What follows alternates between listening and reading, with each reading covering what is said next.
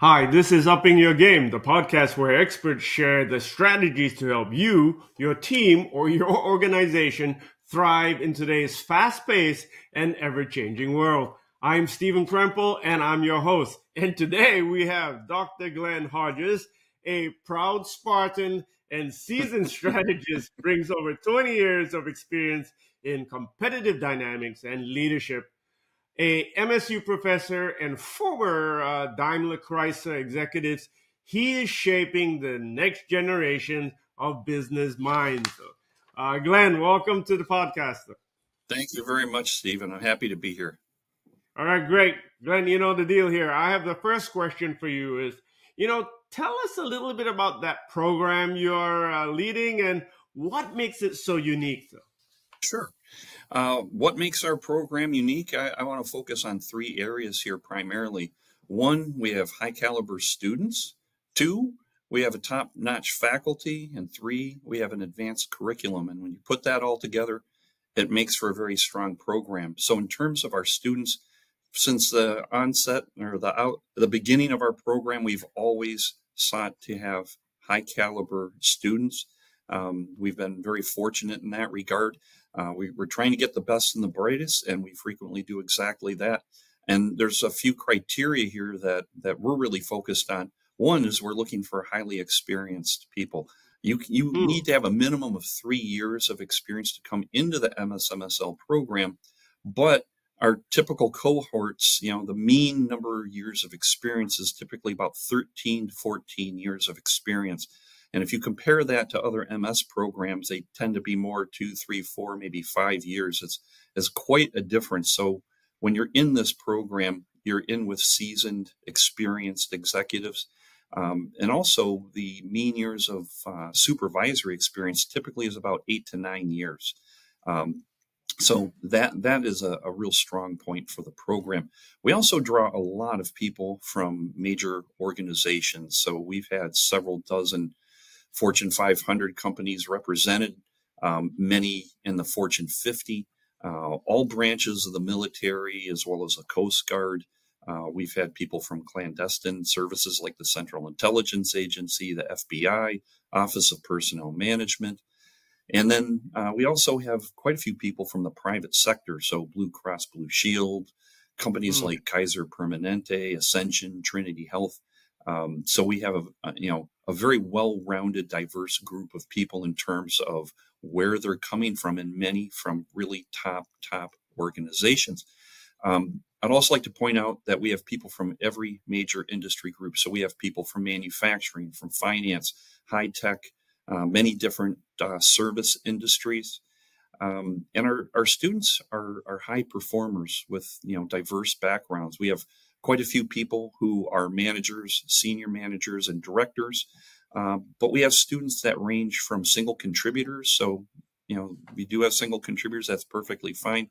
All the way up to presidents and CEOs, typically of smaller companies. And our focus is on, soft but critical skills that apply to literally any organization and industry. So we draw people not just from all these different industries, but also from all functional areas.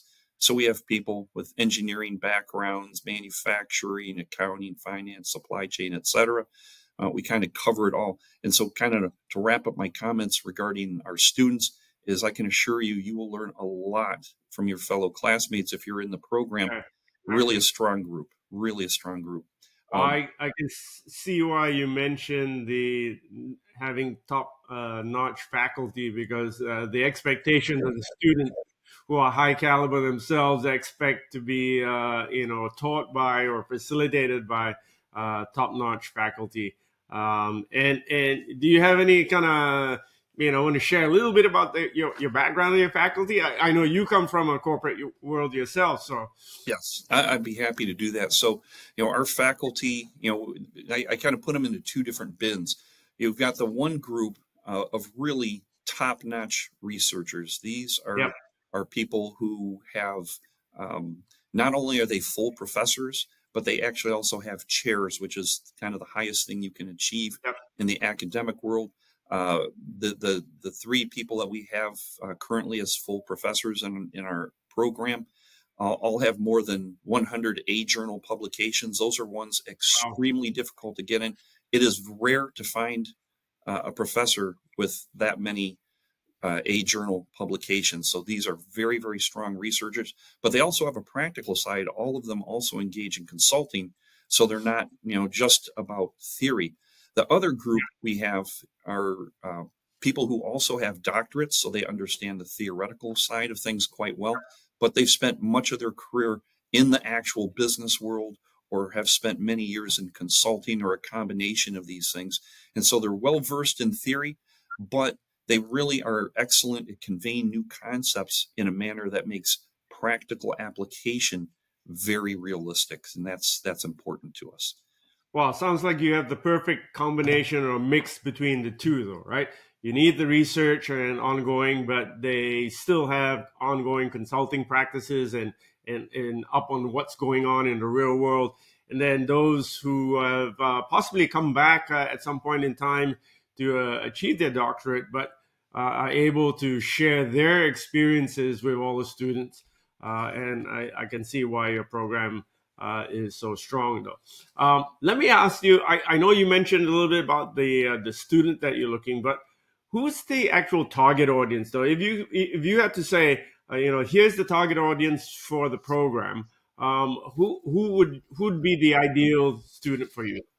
I would say ideal students are probably ones who are mid-level executives. So Okay, we have a lot of mid-level executives. These are people typically, and we don't focus on the age of our students at all, but sure. they typically are in their mid 30s, late 30s, early 40s. That's very, very common. They can come once again from any industry. They can be in any functional area. But a lot are mid-level executives who are typically, though not always, directly responsible for managing other Yep. people. I do want to make sure that no one walks away from this thinking that, oh, I'm a single contributor. Maybe you might lead projects and things of that nature. That does not disqualify you from our program. Yeah, so if you are anybody listening in, if you are 35 to 45, not doesn't mean you're not, if you're above or below, you can't apply, but that's kind of the mean. And if you are managing others or work with others collaboratively in the organization, I'm sure, or everybody does, that you're a target audience for this stuff. So maybe here's the critical question, Glenn, because if let's say I'm your your typical student and I'm coming in, what skills am I going to be walking away with? People want to kind of say, everybody says they have a program, but what am I going to be walking away with?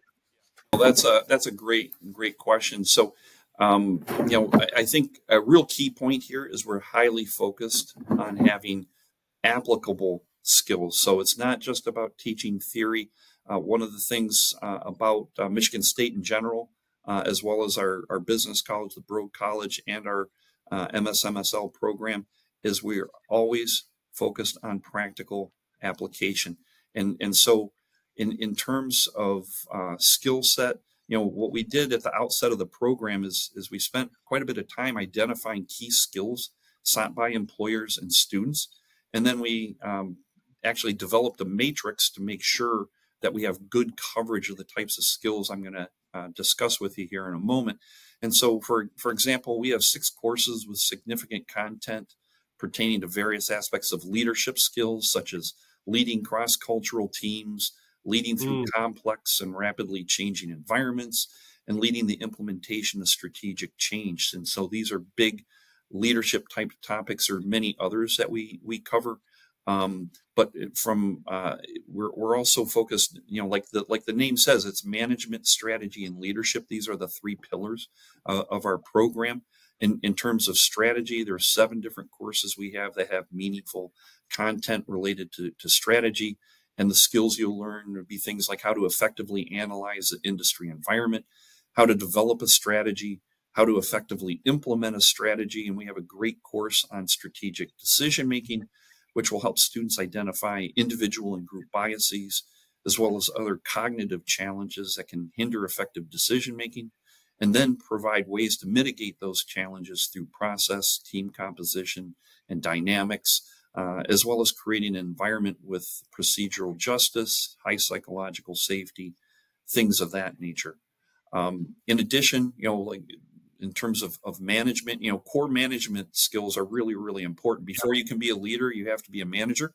And so we're very aware of that. And so we're focusing on how you can develop skills to effectively manage people and processes, as well as how to manage in an international context, how to understand human resource management. So you're good at managing your human resources in general, how to develop talent, how to effectively manage a diverse workforce. And so these are other key things. I'd also like to mention, because this could fall in different areas, we have an excellent course on negotiation and conflict management that's very popular. Other things I'll just mention briefly. We do focus a fair amount on how to effectively collaborate with others to create value. One-person teams don't cut it anymore for the most part. And also how to manage ethically. That's a very important thing. And skills around how to effectively innovate. So we cover a fair amount of ground. Wow. I can see why you said there's a lot that you walk away with the program. But ladies and gentlemen, right? You're working for management, how you manage people, manage internationally, how you manage your talent, going to strategy, which is really how do you implement design, develop, and implement your strategy. And then really the whole notion of leadership, right? Yes. Cross-cultural leadership, strategic change, how you're going to influence that in an organization, and how to do that collaboratively with everybody in the organization.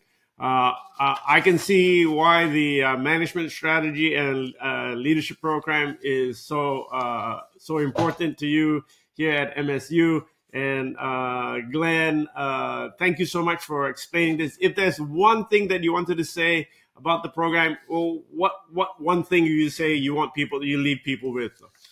What I would say is, if you're looking to improve your critical soft skills to move your career forward, I hope you'll consider joining us in the MSMSL program and go green.